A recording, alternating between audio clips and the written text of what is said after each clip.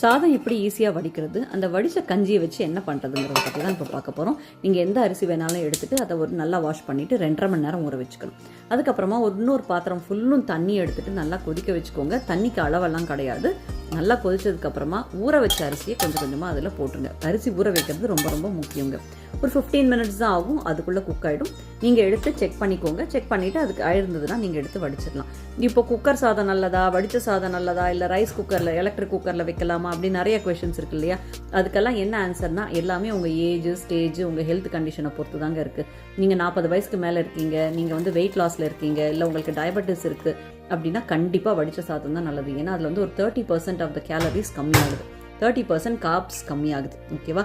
அதனால வடித்த சாதம் நல்லது. இப்போ இந்த கஞ்சியை வச்சுட்டு என்ன பண்ணுறது அப்படின்னா, இந்த ரைஸ் கஞ்சி ரொம்ப நல்ல ஹேர் கண்டிஷனர்.